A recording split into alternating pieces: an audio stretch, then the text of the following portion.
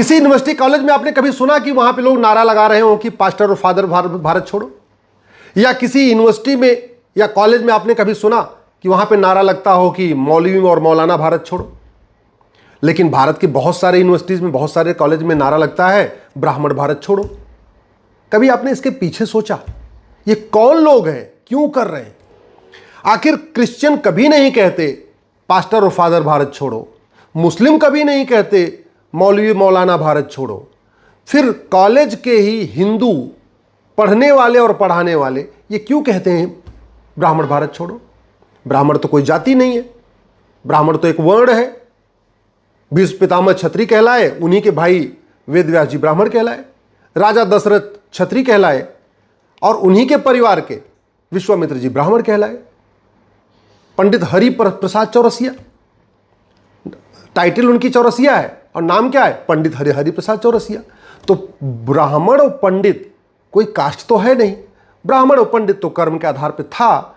तो सवाल यह है कि फिर भारत के कॉलेजेस में, यूनिवर्सिटीज में ये ब्राह्मण भारत छोड़ो का नारा क्यों लगता है?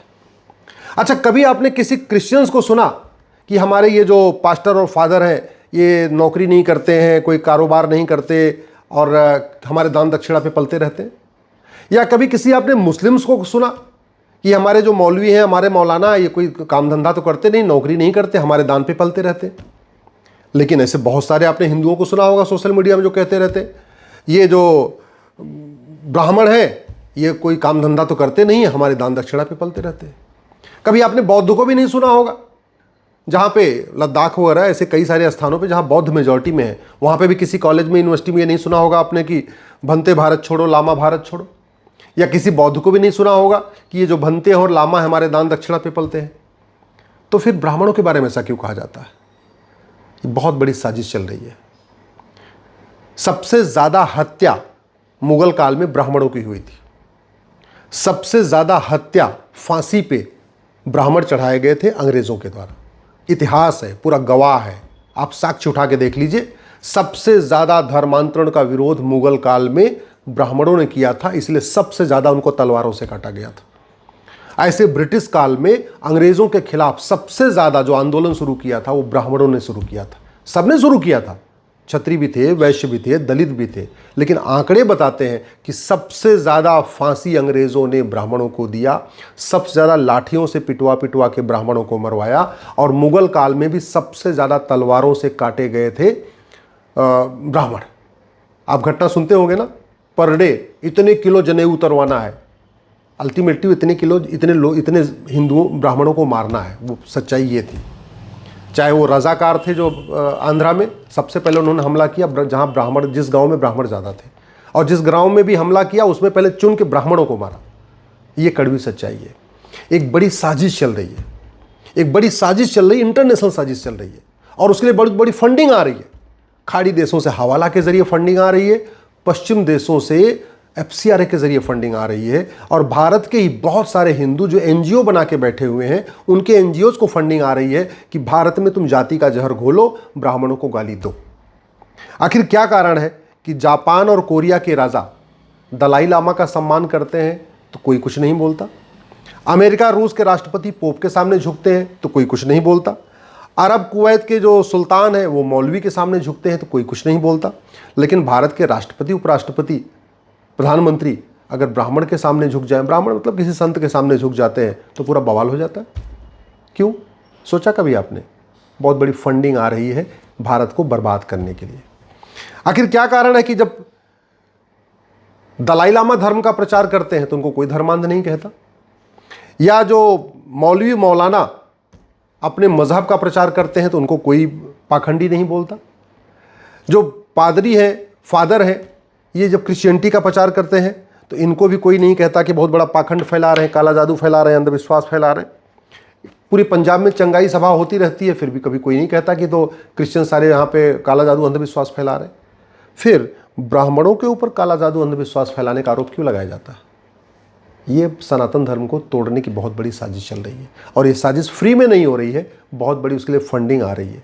ये यूट्यूब पे, ट्विटर पे, फेसबुक पे, इंस्टाग्राम पे ये जो ब्राह्मण भारत छोड़ो, ब्राह्मणों को खदेड़ो, ये फलाना है, ये तो विदेश से आए, हम यहाँ के मूल, ये जितनी बातें की जाती हैं सब पैसे के लिए की जाती हैं। इन सबको फंडिंग होती है, किसी को डायरेक्ट फंडिंग होती है, किसी को उसके एनजीओ को फंडिंग होती है, किसी की उसकी बीबी के नाम पे एनजीओ है, किसी का उसके बाप के नाम पे एनजीओ है, किसी का उसके दोस्त के नाम पे एनजीओ है। सब मिला के फंडिंग हो रही है।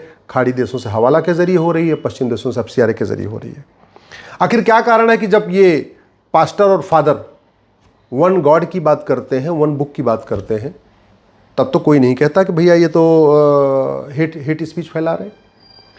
मौलवी और मौलाना एक खुदा की बात करते हैं, एक होली बुक की बात करते हैं, एक मजहब की बात करते हैं, और यहाँ तक कहते हैं हमारे में जो आएगा वो पाक, जो हमारा मजहब नहीं मानेगा नापाक।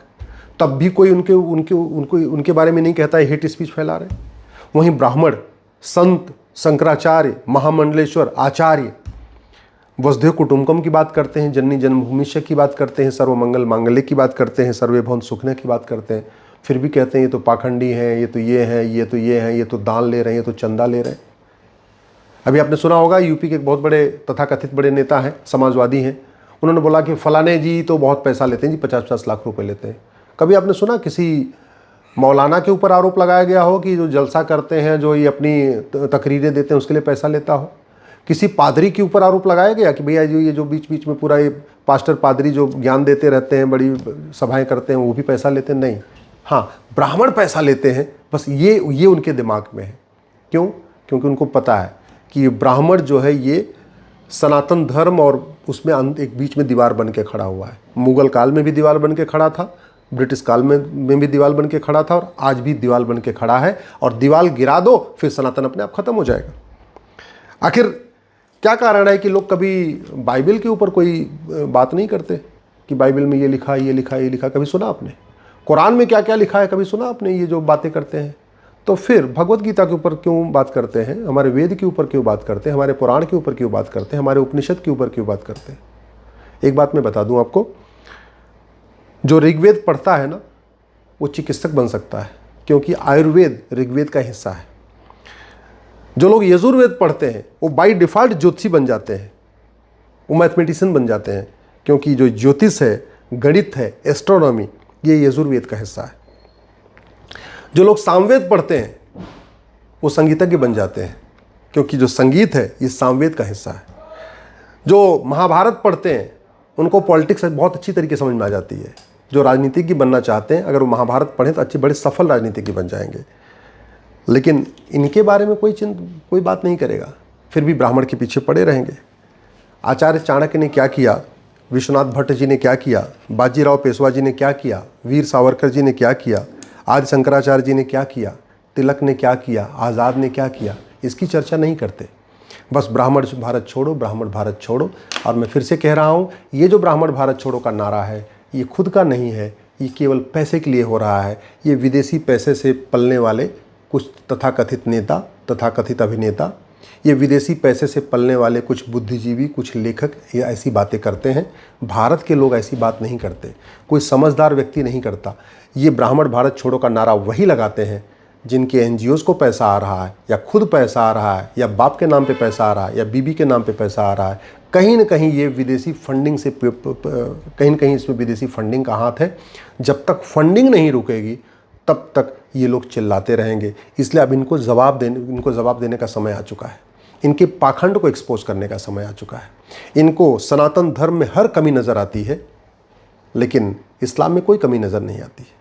इनको सनातन धर्म में छुआछूत नज़र आता है, बाल विवाह नज़र आता है, सब कुछ नज़र आता है, लेकिन इनको तलाक़े हसन, तलाक़े बाइन, तलाक़े किनाया नज़र नहीं आता। इनको बाल विवाह, बहु विवाह, मुताह, मिस्यार नज़र नहीं आता। इनको चाची से निकाह, मामी से निकाह, बुआ से निकाह, चचेरी बहन, ममेरी बहन, फुफेरी बहन से निकाह, ये इनको कुरीति नज़र नहीं आती, ये इनको कुप्रथा नज़र नहीं आती। इसलिए ऐसे ओट जीवी, नोट जीवी पाखंडियों से बचिए, ऐसे दलालों से बचिए जो पैसे के लिए सनातन धर्म को तोड़ने की कोशिश कर रहे हैं, जाति के आधार पर तोड़ने की कोशिश कर रहे हैं, भाषा के आधार पर तोड़ने की कोशिश कर रहे हैं, क्षेत्र के आधार पर तोड़ने की कोशिश कर रहे हैं, पंथ के आधार पर तोड़ने की कोशिश कर रहे हैं, अगड़ा पिछड़ा बना के तोड़ने की कोशिश कर रहे हैं। ऐसे ओट जीवी, नोट जीवी पाखंडियों से बच के रहिए, इनको एक्सपोज करिए, और अगर ये दोबारा कुछ बोलें तो इनको जवाब देना शुरू करिए। सोशल मीडिया में भी जवाब दीजिए, और अगर आपके आसपास कहीं दिख जाएं तो इनको वहां भी घेर के इनसे सवाल पूछिए। जब तक आप सवाल नहीं पूछेंगे ये सनातन धर्म को कमज़ोर करने की कोशिश करते रहेंगे।